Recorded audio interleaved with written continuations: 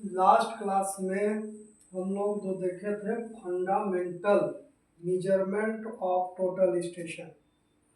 ठीक है, तो वो फंडामेंटल मेजरमेंट्स में हम लोग पार्ट 1 में देखे थे टोटल स्टेशन का, जिसमें measurement of vertical angles, measurement of horizontal angles और स्लॉप डिस्टेंस, इसके बारे में हम लोग देखे थे। आज हम लोग देख रहे हैं मेजरमेंट सिस्टम क्या है टोटल स्टेशन का। ठीक है, इसमें दो सिस्टम है, मेजरमेंट ऑफ वर्टिकल एंगल्स और मेजरमेंट ऑफ हॉरिजॉन्टल एंगल्स।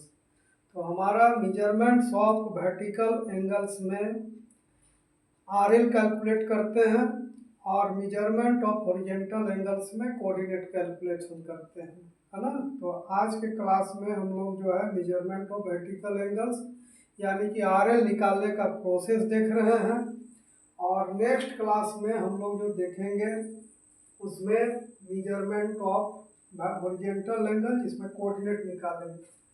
तो हम लोग आज का टॉपिक देख रहे हैं measurement of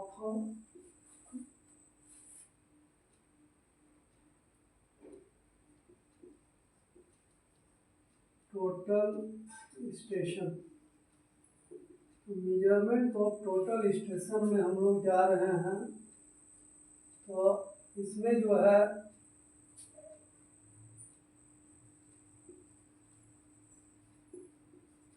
measurement of vertical angle, measurement of vertical angle, और दूसरा टॉपिक है मेजरमेंट ऑफ हॉरिजॉन्टल एंगल, है ना। तो आज के क्लास में जो हम लोग यहाँ देख रहे हैं मेजरमेंट ऑफ वर्टिकल एंगल्स, इसमें हम लोग जो है मेजरमेंट ऑफ वर्टिकल एंगल के साथ साथ इसका न्यूमेरिकल सभी जो है वो कोऑर्डिनेट कैलकुलेशन का और RL कैलकुलेशन का बताएंगे जो DGMS में आता है। तो यहाँ पर हम लोग जो है measurement of horizontal vertical angle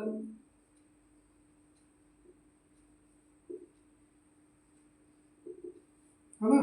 तो हम लोग बताने जा रहे हैं कि इस मेजरमेंट में, in this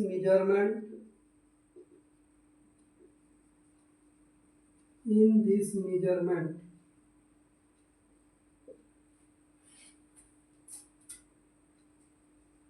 calculate the RLs of reflector station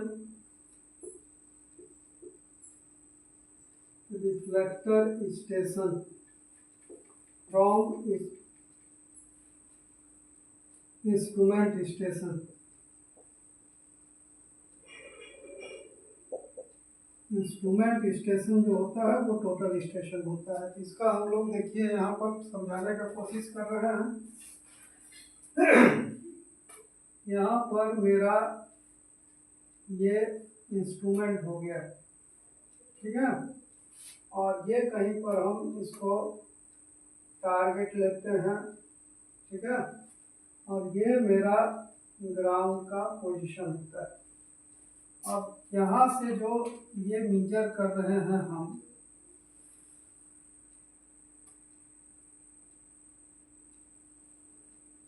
यहाँ से हम मेजर कर रहे हैं हम टारगेट को, मेजर कर रहे हैं हम टारगेट को, ठीक है, मेजर कर रहे हैं। तो ये इसका यहाँ पर कुछ डाटा होता है ना, ये मेरा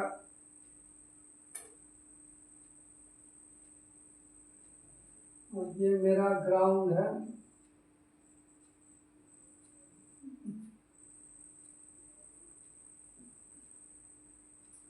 इस तरह से मेरा ग्राउंड और ये मेरा टोटल स्टेशन है ना।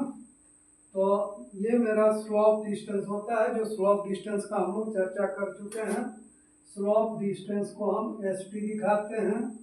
इसका जो इंस्ट्रूमेंट का पोजीशन है इसको हम लोग आर एल के सेंस में जेड दिखाते हैं। ठीक है, हम लोग कोई भी टीएस का डाटा ई एन जेड यानी कि स्टिंग नॉर्थिंग जेड में आता है या नॉर्थिंग स्टिंग जेड में आता है। तो जेड जो है आर एल का सूचक होता है। ये हाइट है इसका, इसका है इंस्ट्रूमेंट है, इसलिए इस आई एच कहलाता है।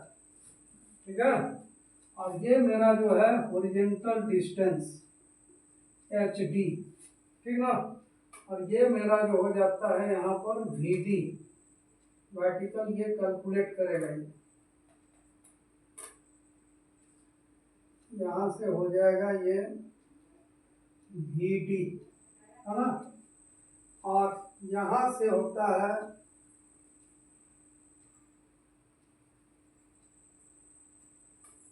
यहाँ से ये इंस्ट्रूमेंट से मेरा पोजीशन हो जाता है।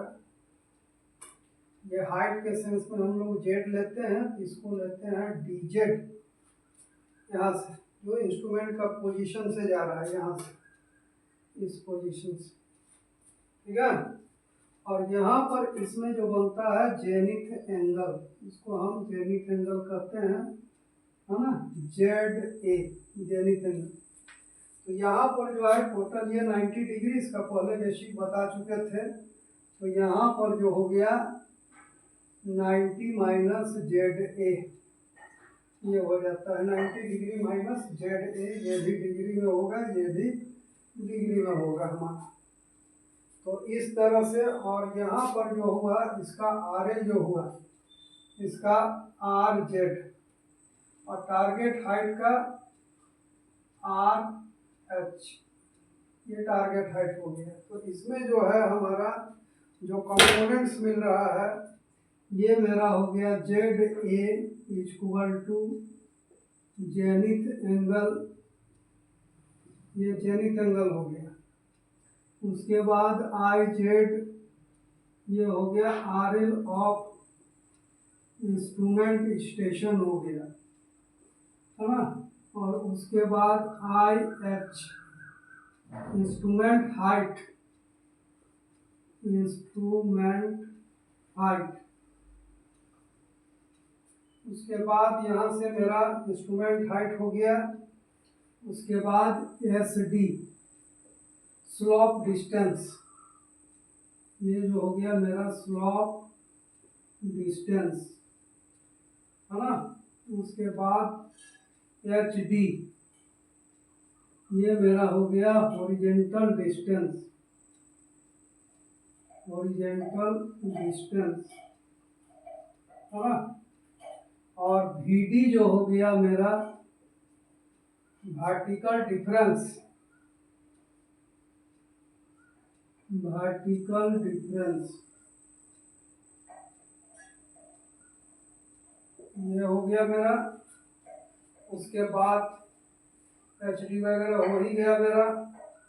उसके बाद एक आता है डी, उसके बाद आर जेड, आर जेड जो हो गया मेरा are L of reflector station, are L of reflector station. उसके बाद आर एच, आर एच हुआ हाइट ऑफ रिफ्लेक्टर, ये हो गया मेरा height of reflector, height of reflector हो गया। और बी एच जो हुआ, है ना, vertical height between, vertical height between instrument station, instrument, है ना, स्टेशन टू टारगेट स्टेशन। इस तरह से मेरा ये डाटा यहाँ पर हुआ। तो इसमें हम लोग जो है जेनिथ एंगल, अब यदि जाते हैं हम लोग ये ट्रायंगल में, तो ये हमारा कहलाता है वर्टिकल एंगल। तो ये जो हो गया मेरा वर्टिकल एंगल, और ये जो मेरा हो गया जेनिथ एंगल। तो यहाँ पर जो वर्टिकल एंगल निकलेगा, यहाँ पर जो वर्टिकल एंगल निकलेगा is equal to 90 degree minus zenith angle, है ना, क्योंकि इसका पोजीशन 0 होता है, ये होता है 0, 90, 180, इस तरह का पोजीशन प्रीवियस क्लास में हम बता चुके हैं। तो यहाँ पर यदि जेनिथ एंगल मेरा आ रहा है तो मेरा ये बेस हो गया, ये हाइपोटेनस हो गया, और ये मेरा परपेंडिकुलर हो गया। तो हम यदि जाते हैं in vertical projection, in vertical projection triangle, vertical projection triangle में जाते हैं तो हमारा वर्टिकल और हॉरिजॉन्टल ये दो चीज़ निकालना पड़ता है, वर्टिकल और हॉरिजॉन्टल। तो हमारा हो जाता है, यदि हॉरिजॉन्टल डिस्टेंस निकालते हैं, है ना, तो H D upon S D, क्योंकि एस डी ही मेजर करता है, यस जो है एस डी मेजर करता है, वही मेजर डिस्टेंस होता है मेरा। तो यहाँ पर हो गया base by hypotenuse cos 90 degree minus Z, है ना, जेनिथ एंगल, ठीक है, ये जेनिथ एंगल हो गया। लेकिन फार्मूला होता है कॉस 90 माइनस थीटा, कॉस होता है 90 minus theta is equal to sine theta, ठीक है, और sine 90 minus theta is equal to होता है sine 90 minus theta is equal to होता है कोस थीटा, ये याद रखना है।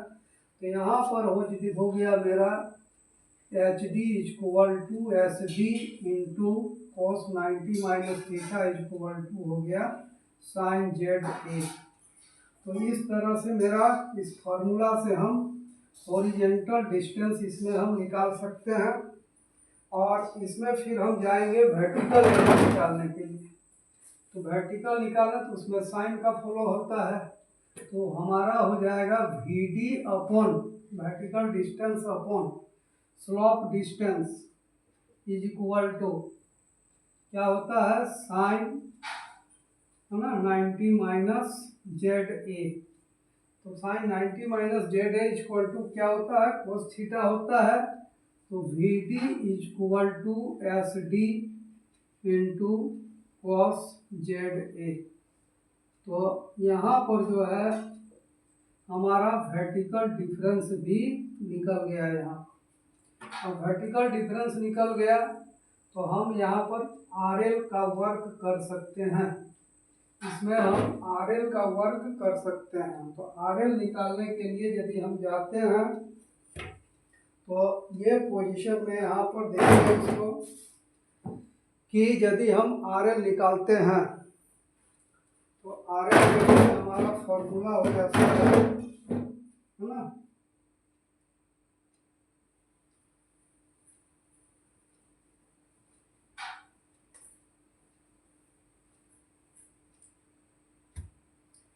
Are L of reflector station. तो R L of reflector station, है ना, ये क्या होता है R Z is equal to R L of instrument station, ये है I Z plus H I है, ऊपर जाने से I H plus V D, ऊपर जाएंगे तो V D minus R H, इस तरह का फॉर्मूला होता है। यहाँ का यदि हम आर एल चाहते हैं तो आई जेड में एच आई को जोड़ेंगे, यहाँ पहुँच जाएंगे, यहाँ से वी डी को जोड़ेंगे और वी डी से हम आर एच को घटाएंगे, तो यहाँ का आर एल आर जेड हमारा मिल जाएगा। तो उसी को लिखा गया है कि R L of reflector station R Z. अब यहाँ पर जो है मेरा I Z plus I H plus V D का हमारा मान जो है, वी डी का मान जो है यहाँ पर हम निकाल चुके थे, S D cos Z A zenith angle minus R H, इस तरह से है हमारा। तो यहाँ पर यदि हम जाएंगे तो I Z plus S D cos Z A plus I H minus R H, इस तरह से आर एल का फॉर्मूला मेरा यहाँ पर प्राप्त हुआ। यहाँ पर हुआ मेरा R Z is equal to I Z plus S D cos Z A plus I H minus R H, इस तरह का यहाँ पर मेरा एक फॉर्मूला जो है प्राप्त हुआ। इस तरह से मेरा फॉर्मूला मिल गया यहाँ पर। अब फॉर्मूला मिल गया तो हमारा आर एल का सिचुएशन को प्राप्त हो गया। अब इसमें यदि मेरा न्यूमेरिकल्स बनता है तो न्यूमेरिकल्स मेरा जो है ये फॉर्मूला के आधार पर हम लोग बना सकते हैं, ठीक है, फॉर्मूला के आधार पर हम बना सकते हैं। तो इसमें यदि हम देखें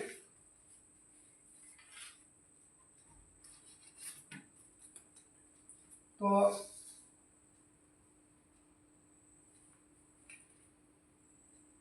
एक क्वेश्चन हम लोग देख रहे हैं इसमें,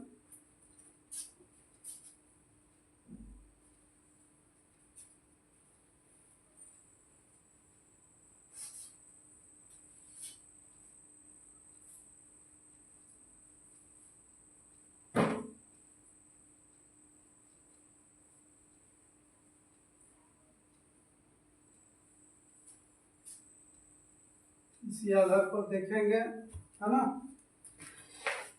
find the elevation of ground beneath the reflector, है ना। यहाँ पर एक क्वेश्चन हम लोग देख रहे हैं, फाइंड, एक क्वेश्चन देख रहे हैं, फाइंड द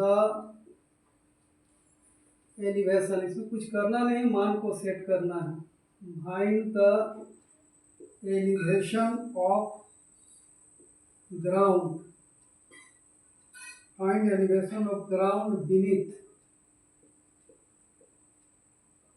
बीनीथ मतलब होता है नीचे, the reflector,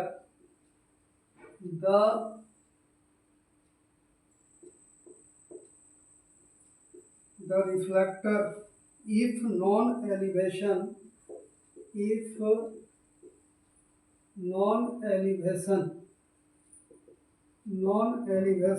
of instrument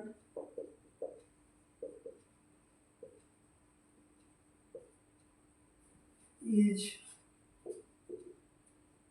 bar 12.76 meter and slope distance इसमें दिया है,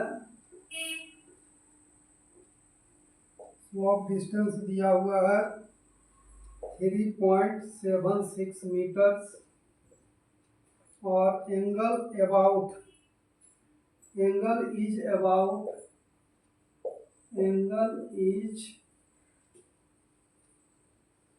about 3 degree 43 minute. Instrument height given किया है, इंस्ट्रूमेंट हाइट किया है 2.93 मीटर्स, है ना। एंड ग्राउंड इज एट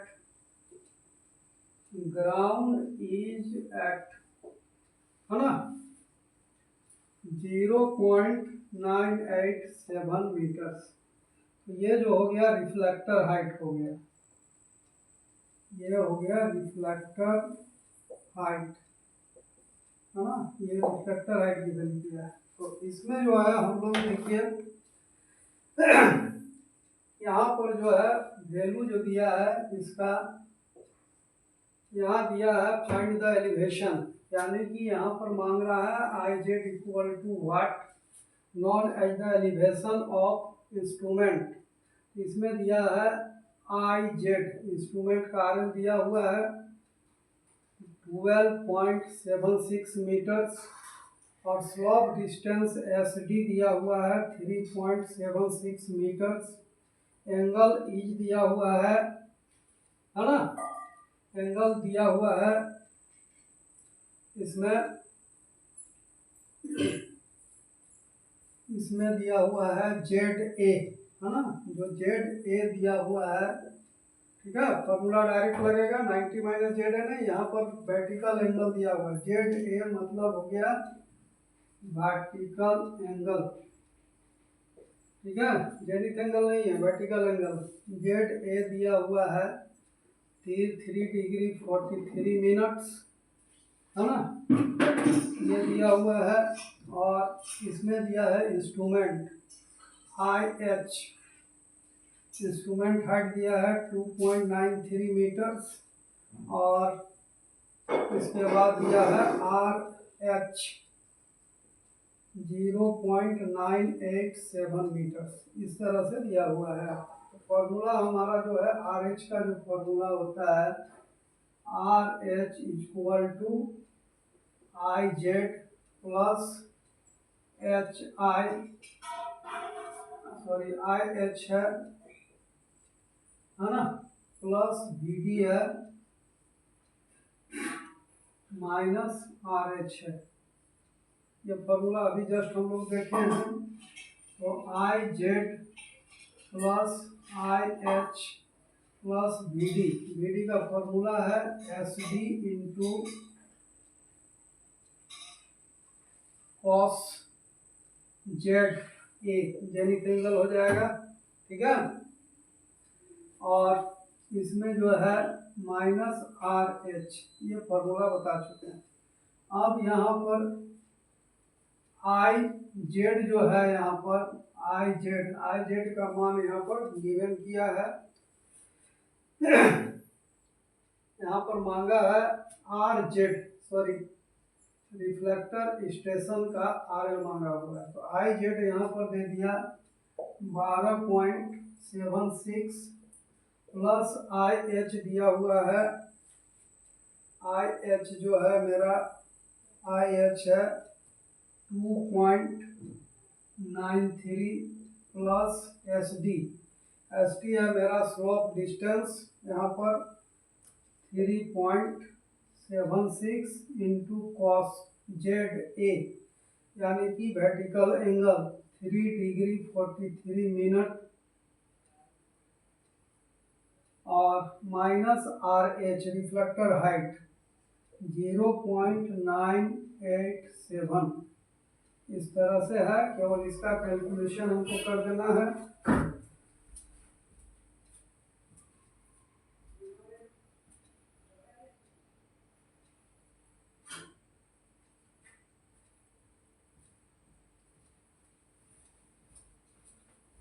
तो यहाँ पर हो गया मेरा, पहले ये कैलकुलेशन कर लीजिए कितना होता है। इसका जो वैल्यू हो गया 12.76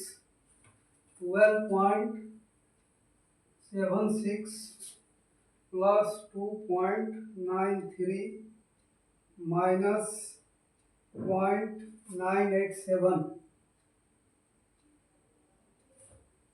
0.987, इसका वैल्यू जो हो गया मेरा टोटल 14.703 मीटर्स, यह आया आपका। और इसका कैलकुलेशन यहाँ कर लीजिए 3.76 इंटू कॉस 3 डिग्री 43 मिनट, इसका वैल्यू आ गया 3.752 मीटर्स। तो इसमें इसको हम लोग जोड़ देते हैं 14.703, तो इसका जो आ गया 18.455 मीटर्स, है ना। दैट मीन्स यहाँ का जो आर एल निकल गया 18.455 मीटर। इसको हमको करना नहीं है, कल ये इसका सॉफ्टवेयर जो है वो डायरेक्ट कर लेता है कैलकुलेशन। हम लोग का एक फंडामेंटल प्रिंसिपल को हम लोग जान रहे हैं किस तरह से काम होता है, मैनुअली वर्क इसका नहीं होता है। तो अब इसका जो RL था मेरा 12.76 मीटर है ना। तो इस तरह से है इसका। नेक्स्ट और कुछ न्यूमेरिकल सब जो है DGMS लेवल का इसमें बताया जाएगा। उसके बाद इसका नेक्स्ट जो होगा वो कोऑर्डिनेट कैलकुलेशन इसमें बताएंगे। तो 2 या 3 क्लास वेट करिए, इसमें 2-3 क्लास, आज पार्ट 1 आज पार्ट 2 निकाल रहे हैं। उसके बाद नेक्स्ट 2 या 3 क्लासेस होगा इसका। और इसमें आपका जो है बेसिकली टोटल स्टेशन का क्वेश्चन जो है आपका सॉल्व होगा, जो DGMS के लिए एसेंशियल होगा। इसका कुछ MCQ क्वेश्चन भी बताने का कोशिश करेंगे। Thank you for watching the class.